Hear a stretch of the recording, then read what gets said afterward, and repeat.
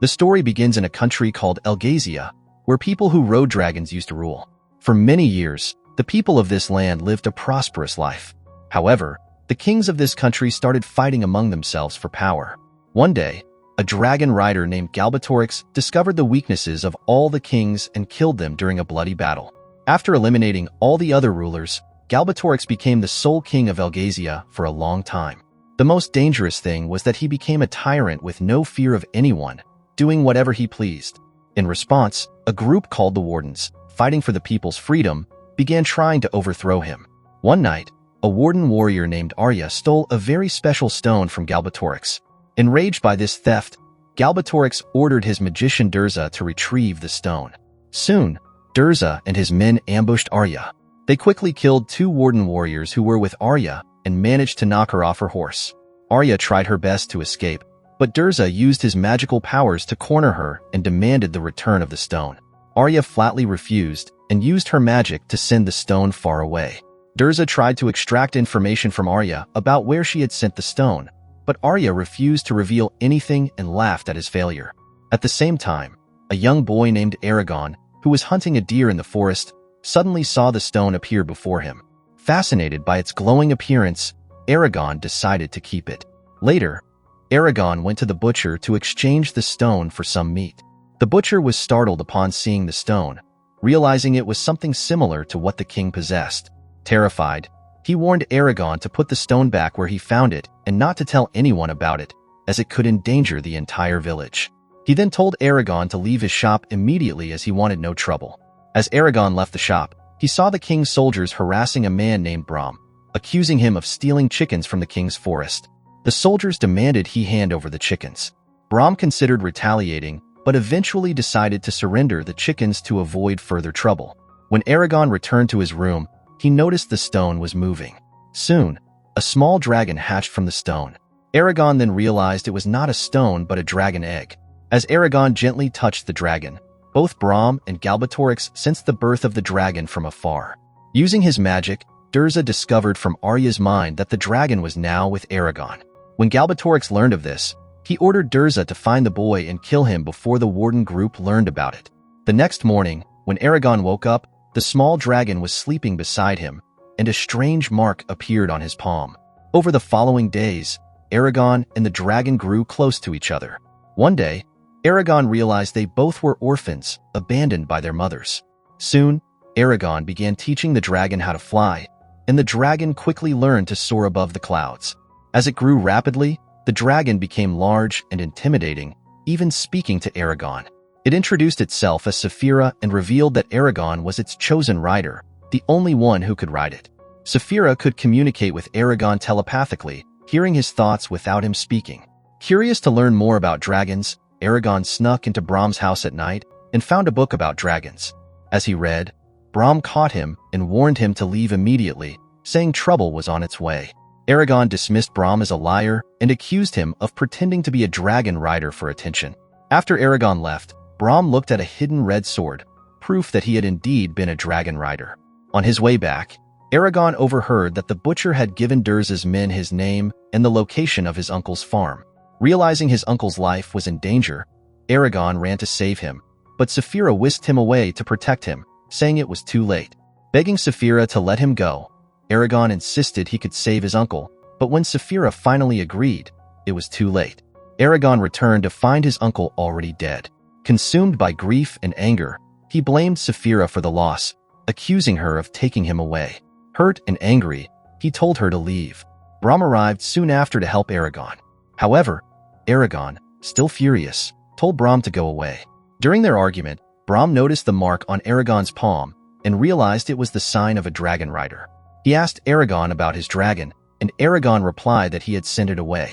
While Aragon was preparing to bury his uncle, Brom set the house on fire and forcibly took Aragon away on horseback before the killers returned. As they traveled through a forest, Brom explained that he was one of the few surviving dragon riders. He told Aragon that he was now the last hope for the Wardens to defeat Galbatorix, and they needed at least one dragon to stand a chance, which was now Aragon's. Brom asked Aragon to summon Saphira, and she returned immediately when Aragon called her telepathically. Initially, Saphira was wary of Brom, but eventually trusted him. Aragon, still guilt-ridden about his uncle's death, hesitated to ride Saphira. Brahm explained that dragons choose their riders, and if the rider dies, the dragon also perishes. This was why Galbatorix wanted to kill Aragon. Brahm predicted that Durza would send creatures called Arizak to hunt Aragon, so they needed to reach the Warden group's secret hideout for protection. Leaving Saphira in hiding, Brahm and Aragon continued their journey. On the way, they encountered the Arizak robbing people. Aragon wanted to help, but Brahm insisted he was not ready yet. When Aragon argued that he could fight, Brahm tested him with a wooden staff. Aragon lost the fight easily, and Brahm explained that he was far from ready. Later that night, Brahm used magic to light a fire. When Aragon asked how he did it, Brahm refused to teach him the magical words and told him to sleep instead. The next day, they continued their journey and reached a village. Brahm warned Aragon not to talk to anyone, but Aragon disobeyed and went to a fortune teller named Angela to learn about his future. Angela said that Aragon harbors immense power within him and will soon fight a great war. She mentioned a girl who would become an inseparable part of his life in the near future. As Aragon was leaving the tent, Durza's Urgals attacked him. Fortunately, Brahm arrived just in time to save him, scolding him for not listening to his warnings. Soon, more Urgals arrived, and Brahm fought them off, but they were overwhelming. Just as they were about to be killed, Aragon fired an arrow and saved Brahm. Unintentionally, Aragon used a magical arrow that destroyed an entire bridge, causing the Urgals to drown. However, using such a powerful spell drained Aragon's strength, and he collapsed. Saphira arrived to save him shortly after. The next morning, Aragon woke up in a peaceful place, with Brahm by his side. Brahm explained that Saphira had sensed Aragon's fear and had channeled some of her magic into him, enabling him to create the magical arrow. Brahm then began teaching Aragon the art of magic and spells and showed him how to see through Saphira's eyes. The group quickly set off toward the Warden's secret hideout. For the first time, Aragon rode on Saphira's back and enjoyed the view from above, while Brahm followed on horseback below. Suddenly, through Saphira's eyes, Aragon saw two monstrous creatures sent by Durza preparing to ambush Brahm. Aragon rushed to help, but one of the creatures knocked him off Saphira. Saphira collided with trees and was injured, and the creature was about to kill her when Aragon used a spell Brahm had taught him to slay the beast. As Aragon approached the injured Saphira, another creature attacked him, but Brahm killed it with his red sword by stabbing it in the heart. Brahm treated Saphira's wounds and scolded Aragon, saying a dragon rider must always prioritize their dragon's safety. Seeing the dragon rider mark on Brahm's hand, Aragon realized Brahm had once been a dragon rider too.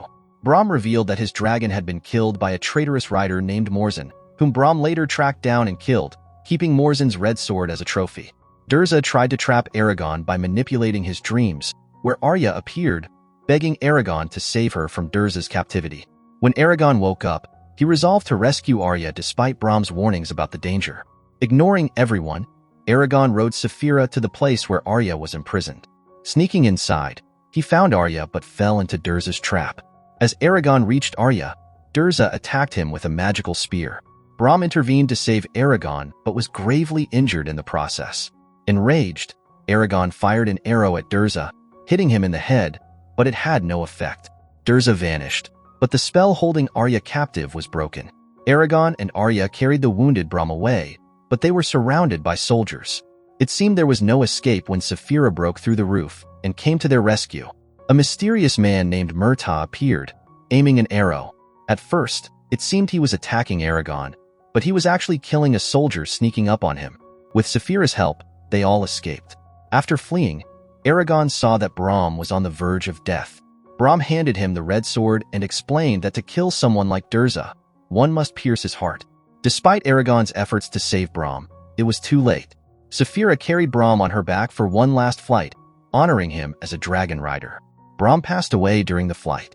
Moving forward, Arya collapsed due to poison Durza had used on her. Suddenly, Saphira caught Murtagh, who had been following them.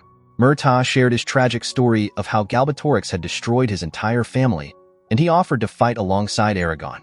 Aragon agreed, and Murtagh led them on the fastest route to the Warden's hidden stronghold. Eventually, they reached a waterfall, where an Urgal attacked Aragon. Murtagh saved him at the last moment. Passing through the waterfall, they met the Wardens, but little did they know the Urgals had followed them. Meanwhile, Galbatorix scolded Durza for failing to capture Aragon. Durza discovered the Urgles had found the warden's secret location, prompting Galbatorix to order an all-out attack. At the stronghold, Aragon and Murtaugh met Ajihad, the warden leader. Ajihad asked Aragon to summon Saphira, and when she appeared, everyone was awestruck. Aragon asked them to treat Arya, who was still affected by Durza's poison. Meanwhile, Urgles infiltrated the stronghold and began killing the guards. Ajihad learned of the impending attack and prepared for battle. He asked Aragon if he would fight alongside them, and Aragon agreed. However, Ajihad recognized Murtaugh as Morzen's son and ordered him to be captured, fearing he might betray them. Murtaugh defended himself, insisting he hated his father as much as they did, but Ajihad imprisoned him anyway. Durza and the king's army soon arrived, and Durza rallied the soldiers for battle. Inside, the wardens prepared for a fierce fight. Ajihad gave Aragon armor for protection. Arya, now fully healed, encouraged Aragon, saying he was chosen for this mission, as no other dragon had been born in years, yet Saphira had chosen him. The battle began as Urgles broke through the gates. From a high vantage point, Aragon commanded Saphira to breathe fire, turning the tide of the battle as countless Urgles were burned. Murtaugh, still imprisoned, shouted for help. An Urgle on fire broke into his cell, but Murtaugh killed it and joined the fight. As the king's soldiers and Durza joined forces with the Urgles, Saphira's flames killed many.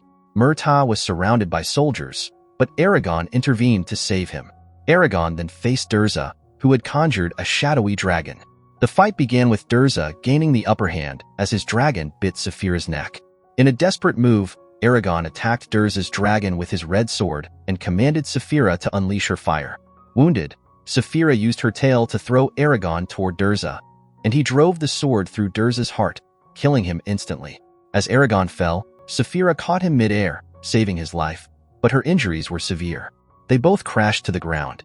Saphira was on the brink of death, and Aragon used all his magic to try and heal her but collapsed from exhaustion. When he woke, he asked about Saphira, and Murtaugh initially told him she was gone. Heartbroken, Aragon mourned her loss until Murtaugh called Saphira, who appeared, alive and well. If you enjoyed the video, don't forget to like and subscribe to the channel. See you in the next video.